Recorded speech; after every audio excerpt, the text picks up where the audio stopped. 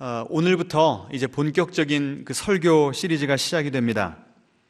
설교 시리즈의 제목은 요한과 함께 예수 찾기입니다. 이번 시리즈를 위해서 제가 두 권의 책을 여러분에게 소개시켜드리고 그 책을 함께 읽어나가기를 원하는데요. 보여주시면 그 왼쪽에 있는 책은 팀 켈러 목사님이 쓰신 인생 질문이라고 하는 책입니다. 이분이 하버드 대학과 옥스포드 대학에서 강연한 그 내용들, 그 지식인들이 가지고 있는 인생의 질문들, 고민들을 예수님께서 어떻게 답을 주시는가, 이걸 쓴 책입니다. 오른쪽은요, 이번 시리즈의 제목을 이 책 제목에서 따왔는데 요한과 함께 예수 찾기라고 해서 김형국 목사님, 그래서 저에게는 이 신앙의 멘토, 목회의 멘토가 두 분이 계신데 대표적으로 팀 켈러 목사님과 김형국 목사님입니다. 그래서 두 분이 이 책을 쓰셨는데 두 분 다 공교롭게 요한복음에 나타난 예수님, 그 요한복음에 나타난 예수가 다른 그 구도자들을 어떻게 만나주셨고 그들의 인생을 어떻게 바꿔주셨는가를 잘 써놓은 책이라 제가 이 책들을 자세히 읽어가면서 제 것으로 만들고 또 제 것으로 소화하고 더 덧붙일 거 덧붙이고 해서 여러분에게 좀 말씀을 나누고자 합니다. 제가 왜 이 시리즈를 시작하는지 2주 전에 말씀을 드렸습니다. 우리는 2월 달부터 시작해서 6주간 풍성한 삶으로의 초대라고 하는 시리즈를, 전도 시리즈를 진행했습니다. 그래서 이 구도자들에 대한 메시지를 전했는데 복음의 메시지를 전했음에도 불구하고 예수님이 어떤 분이신지를 잘 몰라서 내가 예수님께 내 인생을 맡기고 싶어도 아직은 망설여집니다 라고 하는 분들을 위해서 이번 시리즈를 준비한 겁니다.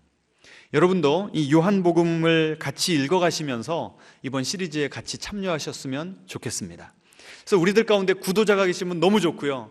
또 여러분이 지금 생각하시는 그 구도자들에게 이 설교 동영상 링크를 보내주시고 또 나눔 질문을 계속 제가 드릴 테니까 영적인 대화를 이어가시면서 그들이 예수님을 만날 수 있도록 여러분이 도와주시고 이 여행의 동반자가 되어주시기를 부탁드리겠습니다. 그리고 기존 성도님들도 이미 내가 알고 있던 예수가 아니라 새롭게 만나는 예수님, 그 예수님의 마음을 더 깊이 알아가는 그런 은혜의 시간이 되어지기를 소망합니다. 자, 오늘 우리가 살펴볼 내용은 요한복음 1장인데요. 이 김형국 목사님이 이 요한복음 1장을 읽으면서 이 요한복음 1장이 우리가 가지고 있는 인생의 중요한 3가지 문제에 대한 답을 줍니다 라고 썼습니다. 한번 보여주시겠습니까? 3가지 질문이 무엇인가 하면 이 세상, 이 모든 것의 근원은 무엇인가? 도대체 이 세상은 처음에 어떻게 생겨났는가? 라고 하는 질문은 우리 모두가 던지고 또 답해야 되는 중요한 질문이라는 겁니다. 두 번째는 인간은 진리를 어떻게 알 수 있는가? 정말 궁극적인 진리가 이 세상에 존재한다고 한다면 그 진리를 우리가 어떻게 얻을 수 있을 것인가? 그 진리를 어떻게 깨달아갈 수 있을 것인가? 라고 하는 질문이 생긴다는 거죠. 세 번째는 진리와 예수는 도대체 어떤 관계인가? 이것이 이 요한복음 1장에서 우리에게 이 질문에 대한 답을 줍니다. 자, 가장 먼저 첫 번째 질문이 뭐라고요? 모든 것의 근원은 무엇인가? 자, 이미 그 과학에서는요, 우주가 대폭발에 의해서 137억 년 전에 시작되었다라고 말을 합니다.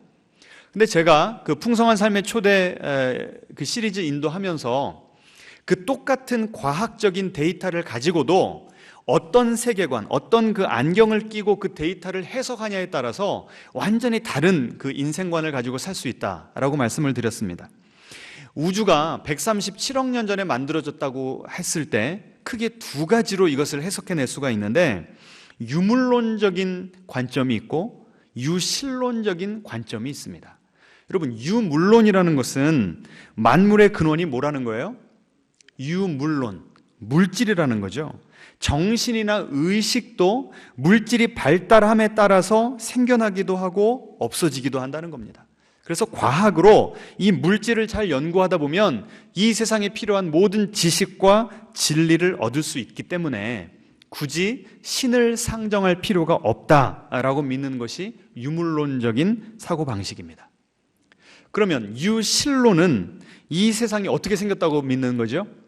유실론, 하나님이 이 세상을 창조하셨다라고 믿는 겁니다. 이 모든 물질 세계를 하나님께서 만드셨다고 믿는 것이죠. 자, 이 두 가지가 동시에 함께 진리일 수 있습니까? 없습니까? 없죠. 하나가 진리면 하나가 거짓이고, 하나가 거짓이면 하나가 참이면, 하여튼 서로 동시에 참일 수가 없는 것입니다. 그러면 요한복음에서는 이 문제에 대해서 뭐라고 말을 하는가? 요한복음 1장 1절과 3절 우리 함께 봉독하겠습니다. 태초에 말씀이 계시니라.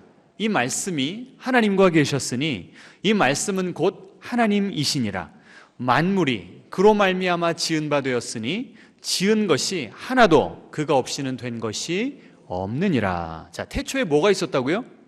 말씀이 있었대요. 그러면 말씀은 물질입니까? 하나님입니까? 하나님이죠. 그 다음에 곧바로 나오잖아요. 이 말씀이 하나님과 함께 계셨고 이 말씀은 곧 하나님이시기 때문에 성경적인 세계관은 유물론적인 세계관이 아니라 유실론적인 세계관이다. 하나님께서 당신의 말씀으로 이 세상을 창조했다라고 합니다. 여러분, 아니 이미 과학이 이 세상이 어떻게 시작됐는지를 밝혀냈는데 아직도 그런 말을 믿나? 여러분 한번 생각해 보세요. 우리의 말에는 능력이 있습니까? 없습니까? 있죠. 우리의 말로 사람을 살리기도 하고 죽이기도 합니다. 우리의 칭찬으로 사람을 격려할 때도 있고 우리의 비판과 이 칼이 돋친 말로 사람을 확 꼬꾸라뜨릴 때도 있어요.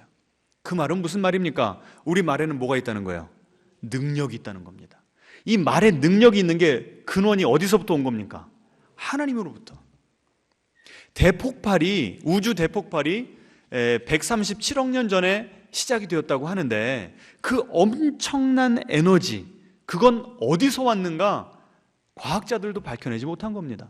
어디서 왔을까요? 창세기 1장 3절에 보시면 하나님께서 뭐라고 선포하시죠? 빛이 있으라 하니까 그 하나님의 말씀에 능력이 있어서 말이 떨어지기가 무섭게 그 말이 현실로 이루어져 버렸습니다. 그 엄청난 빛이라고 하는 에너지가 생겨났는데 혹시 그것이 그 대폭발을 일으킨 그 에너지가 아닐까? 우리 믿는 그 신앙인 크리스찬 과학자들은 그렇게 보는 것입니다. 하나님께서 이 세상을 창조하셨다. 계속 그 구절을 다시 보여주세요. 그런데 그 1장 3절 마지막에 보시면 지은 것이 하나도 그가 없이는 된 것이 없느니라. 이것은 만물을 하나님께서 창조하셨다는 것을 다시 반복한 것이 아니고요. 무슨 말인가 하면 하나님께서 일단 이 세상을 창조해 놓으시면 그 다음부터는 뒷짐지고 이 세상이 저절로 흘러가도록 내버려 두는 것이 아니라 이 세상에다가 계속 생명을 불어넣어주고 계시다는 겁니다. 이 세상이 계속 유지가 되도록. 여러분 믿으십니까? 이 믿는 분들은 믿음의 눈으로 보면 이것이 얼마나 은혜가 되는지 몰라요. 제가 철학을 공부할 때요, 데카르트의 그 철학 책을 읽다가 은혜를 받은 적이 있어요. 데카르트가 신존재 증명을 했는데요, 어떻게 했냐면 시간을 보세요. 시간이 1초 단위로 흘러가잖아요. 그런데 여러분 사이클 경기 같은 걸 보면 1초가 아니라 그 초 단위가 어디까지 내려갑니까? 1.001초까지 내려가지 않습니까?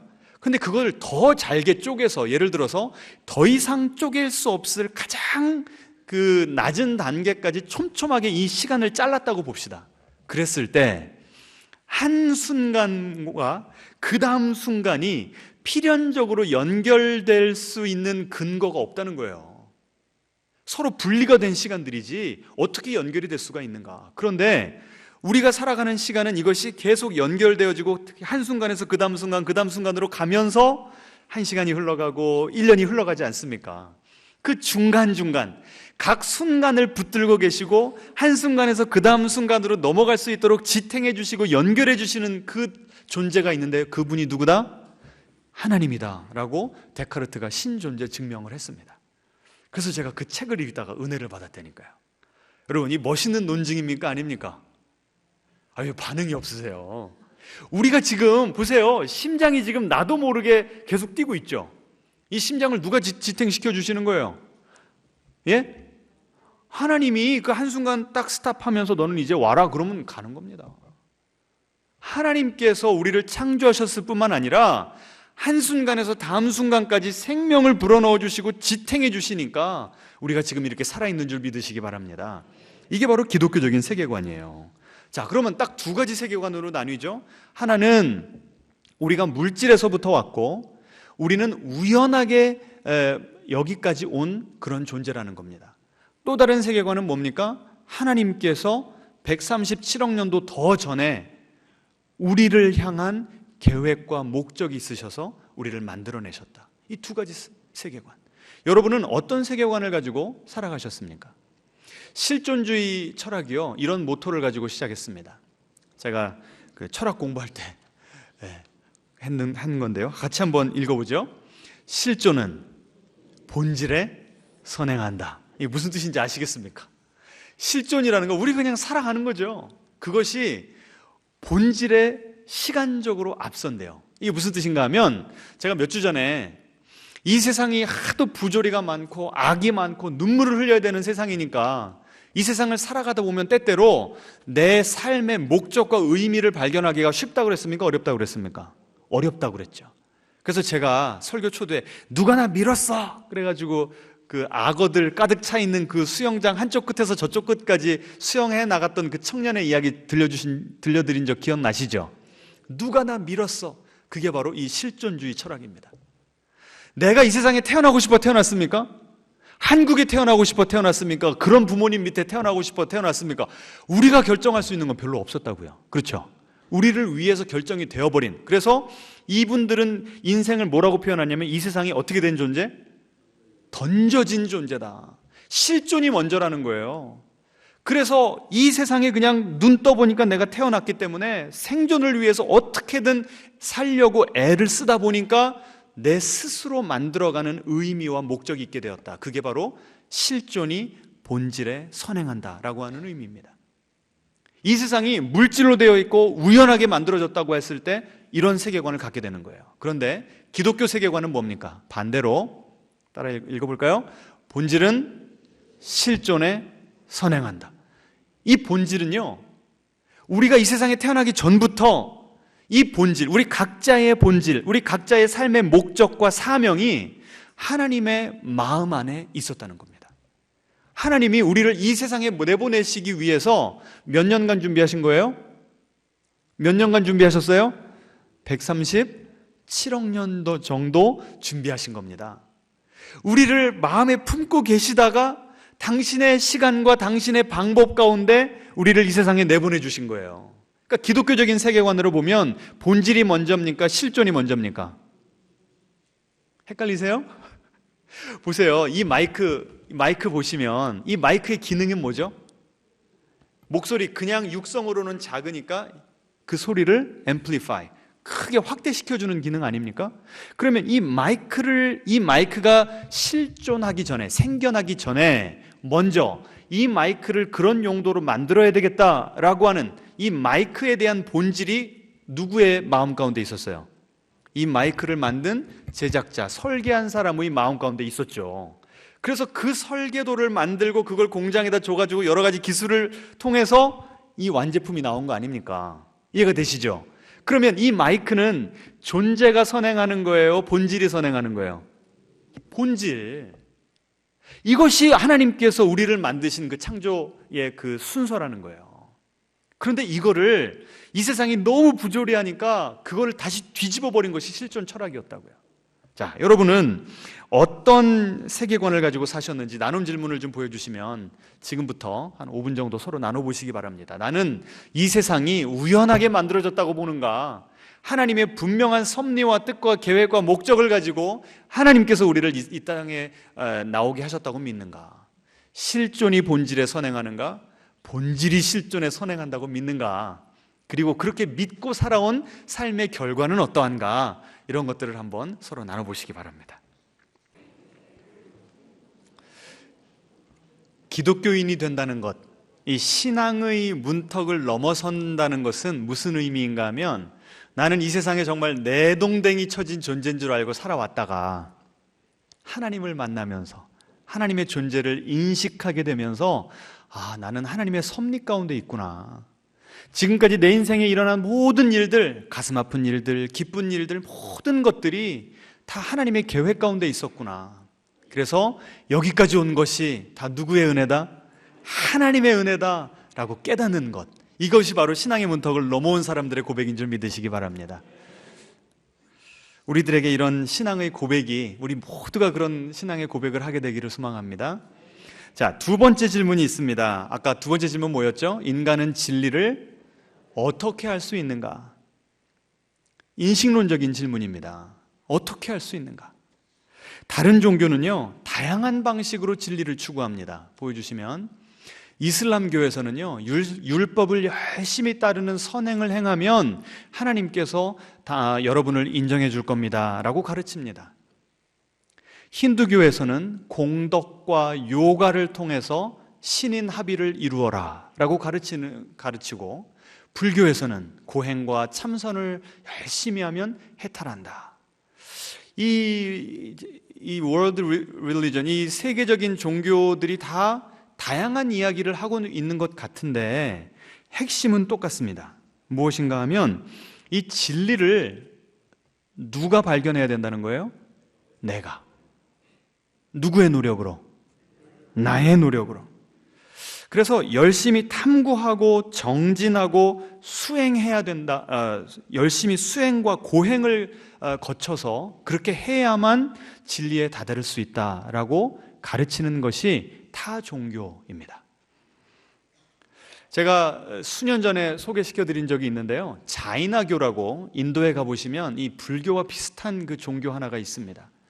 그 자이나교 사람들이 어떻게 수행을 하는가를 보여주는데요, 하루에 계속해서 이 순례의 길을 걸어가는데 하루에 20km씩 걷습니다. 그 인도의 뙤약볕 아래에서 20km씩 걷고요, 하루에 물 한 번 마시고 밥 한 끼 먹습니다. 벌써 여러분 가운데 아유, 나는 죽어도 자이나교는 못 믿겠다는 분들 계시죠? 그리고 내 마음 가운데 그 계속해서 이 나쁜 생각, 악한 생각들이 자라난다고 그걸 뽑아내야 된다는 거예요. 그래서 그걸 상징적으로 무엇을 하면서 훈련을 하냐면 내 머리카락과 내 수염을 한 달에 한 번씩 내 손으로 다 뽑아냅니다.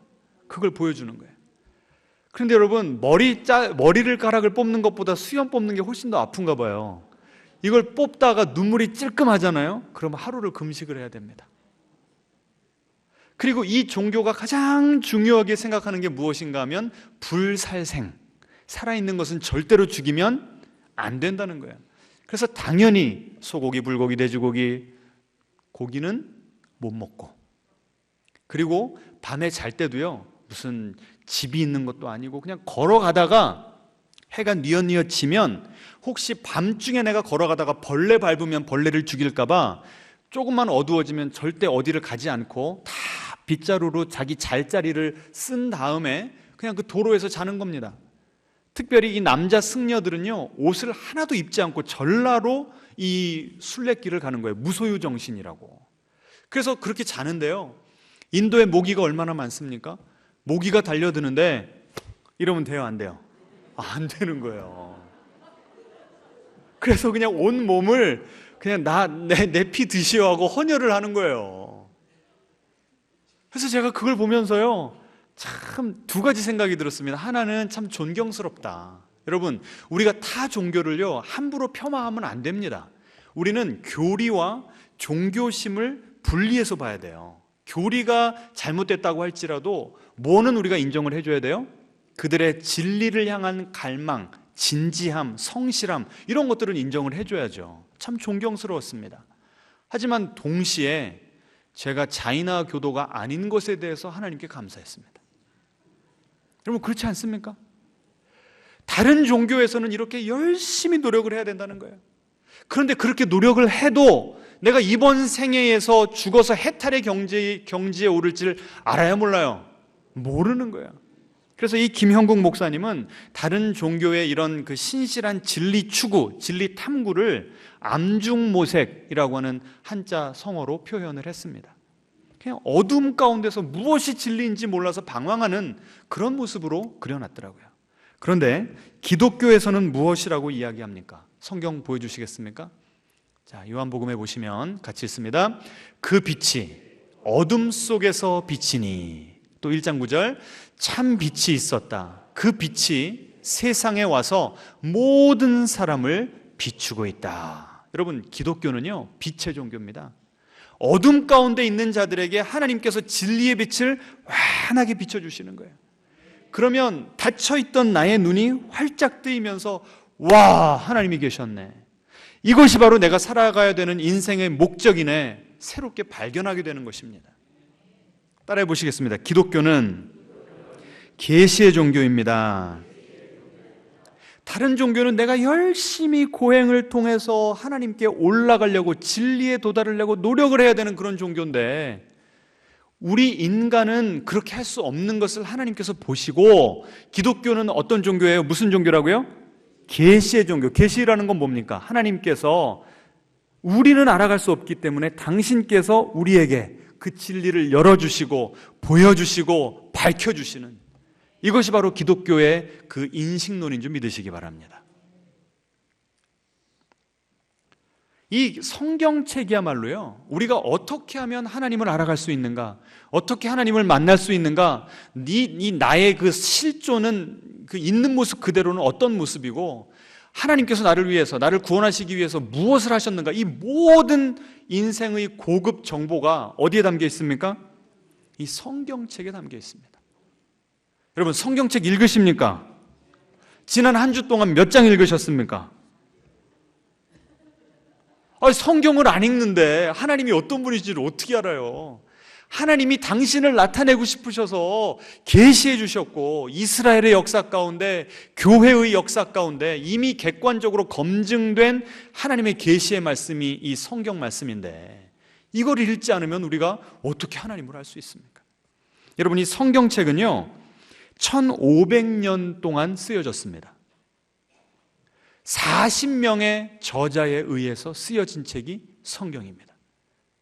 여러분, 1500년 동안 쓰여졌으면 서로 입을 맞추자고 어떻게 좀 해볼 수 있습니까? 없습니까? 없어요. 1500년 동안 40명의 저자가 썼는데, 하나님에 대해서, 그리고 우리 인간에 대해서, 우리의 구원의 길에 대해서 일관된 가르침을 준다? 그럼 그 배후에 누가 계시다는 얘기예요? 하나님께서 그 저자들에게 계시해 주셨다는 증거입니다. 그래서 아무리 이런 객관적인 데이터를 여러분에게 제시를 해도, 정말 성경 말씀을 통해서 내가 하나님을 알 수 있고, 성경 말씀이 하나님의 궁극적인 계시인 것을 알려면 어떻게 해야 돼요? 내가 성경을 읽고 그 성경을 통해서 내 영이 살아나는 것을 경험해 보면 압니다. 앞뒤적으로 인사하겠습니다. 성경을 열심히 읽읍시다. 히브리서 4장 12절에는요 이런 구절이 있습니다. 하나님의 말씀은 살았고 운동력이 있다고 그랬습니다. 하나님의 말씀은 죽은 말씀이 아니에요. 이 성경책은 인류가 사랑하는 고전 정도가 아니라, 이 성경의 페이지를 이렇게 펴서 읽으면요 문자가 그 성경책 안에 갇혀 있지 않습니다. 이 문자가 튀어나와서 내 마음속에 들어오는 거 여러분 경험해 보셨습니까? 우리 기존 성도님들, 살아있고 운동력이 있대요. 나를 살립니다. 안 읽어보시니 모르지. 얼마나 안타까운지 모르겠어요. 이 넷플릭스니 유튜브니는 한두 시간이 그냥 순삭이 되는데, 성경 말씀을 한 장만 읽을래도 고역인 분들, 하나님께 좀 기도하시기 바랍니다. 하나님, 정말 하나님 당신이 이 성경책에 계시되어 있다고 한다면 저에게 영의 눈을 열어주시고 영적인 감각을 깨어나게 하여 주셔서 이 성경을 통해 하나님을 만나게 하소서, 이렇게 기도하시기를 바랍니다. 그래서요 우리가 지금 이 요한복음을 통해서 예수님 찾기를 시작했으니까 이제 매일 성경 어디를 읽으시면 되겠어요? 요한복음을 한 장씩 읽으시기 바랍니다. 다음 주에는 요한복음 2장을 가지고 같이 공부하도록 하겠습니다. 아시겠죠? 자, 그러면 나눔 질문 보여주시겠습니까? 자, 기독교는, 그러니까 다른 종교는 내가 열심히 해야 되는데, 내가 올라가야 되는데, 기독교는 하나님께서 우리에게 진리를 그냥 보여주셨대요. 열어주셨대요. 이것에 대한 여러분의 생각과 반응은 어떠신지, 이것이 정말 여러분에게 굿뉴스라고 느껴지시는지 한번 나눠보시고요. 또 우리 기존 성도님들이 구도자들에게 좀 이런 간증을 나누셨으면 좋겠는데, 성경 말씀을 통해 정말 하나님의 진리가 이 성경 말씀 가운데 담겨져 있구나 깨달은 적이 있다면, 그 성경 말씀이 살아서 숨쉬고 나를 살리는 하나님의 말씀이구나 깨달은 적이 있다면, 많겠지만 그 중에 대표적인 아니면 최근 은혜 받으신 그 경험을 여러분 나눠보시기 바랍니다. 자, 이제 저를 보시기 바랍니다. 이 못다한 이야기는 셀 모임에서 좀 더 깊은 나눔을 하시기를 바라겠습니다.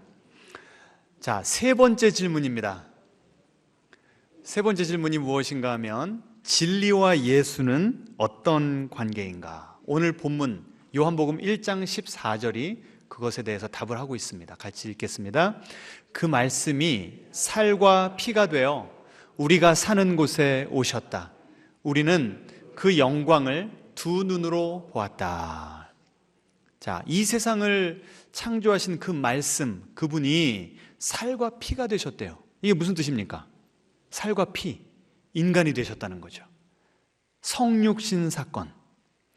즉 우리가 알고 있는 그 4대 성자 중에 한 분인 예수님이 한 인간이 아니라 뭐예요? 이 세상을 창조하신 하나님이신데, 그 하나님이 당신을 소통하시기 위해서, 당신을 보여주시기 위해서 이 땅에 살과 피를 입고 오셨답니다. 여러분, 이것보다 더 큰, 더 좋은 그리고 충격적인 뉴스가 있을까요? 하나님이 얼마나 답답하셨든지, 얘들아 나를 봐라, 내가 너희를 이렇게 사랑하고 나는 너희가 이렇게 살아갔으면 좋겠고, 막 답답하신 마음 가운데 결국은 그 외아들, 그 예수 그리스도를 이 땅에 보내주셨다는 거예요. 그래서 예수님이 뭐라고 말씀하십니까? 나를 본 자는 누구를 봤다? 아버지를 보았다. 하나님의 궁극적인 계시로 예수님을 보내주셨습니다. 그러니 진리와 예수님은 어떤 관계입니까? 진리가 바로 예수님이죠. 진리가 육화되신 분이 바로 예수님이라는 겁니다. 여러분, 속으로 이렇게 생각하실 수도 있어요. 어떻게 인간 예수가 신이냐? 지금 이 세상에 존재하는 우리 한국 사회를 어지럽히는 이 이단들 봐라. 이단 뭐예요? 맨 위에 있는 사람 뭐라고 부르죠? 교주. 이단 교주가 스스로를 뭐라고 불러요? 신이라고 부르잖아요. 내가 재림 예수다, 내가 보혜사다, 이렇게 부르잖아요. 그럼 예수님이랑 뭐가 다른가? 여러분, 그 당시 세계관을 살펴보면 이것은, 이 예수님이 하나님이셨다는 것은 만들어낼 수가 없는 그런 진리였습니다. 무슨 소린가 하면, 유대교는요, 하나님이 우리를 초월해 계시다고 믿는 종교입니다. 그래서 하나님이라고 하는 이름조차도 함부로 우리가 내뱉을 수 없다고 그래요. 제가 뉴욕에서 이 예비 랍비 후보생들과 같이 병원에서 그 채플린 훈련을 받았는데요. 하나님에 대한 글을 쓸 때 하나님이 영어로 뭡니까? God이잖아요. 스펠링이 어떻게 돼요? God잖아요. 근데 이 유대인들은 스펠링을 쓸 때 어떻게 쓰냐면 G하고 D를 쓰고서 가운데는 하이픈으로 이렇게 찍 그어 놓습니다. 함부로 우리가 그렇게 스펠링조차도 쓸 수 없을 정도로 하나님은 초월하신 분이라는 거예요. 그런데 그 종교에다가 하나님이 인간이 되셨다, 그럼 믿겠습니까? 그것이야말로 신성모독의 죄를 저지르는 겁니다. 그래서 예수님을 십자가에 못 박아 죽인 거예요. 헬라 철학은 무엇이라고 가르쳤냐면 그 당시에 이원론입니다. 이원론. 영혼은 순수하고 고귀하고 좋은 것이고 육체는 더럽고 하등한 것이다, 이렇게 가르쳤어요. 그래서 이 헬라 철학자들에게 유일한 소망은 죽어서 내 육신의 감옥으로부터 내 영혼이 자유하게 되는 것, 이데아의 세계로 올라가는 것, 이것이 그들의 꿈이었습니다.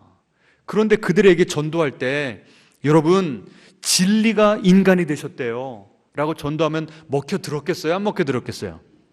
안 먹혀들었죠.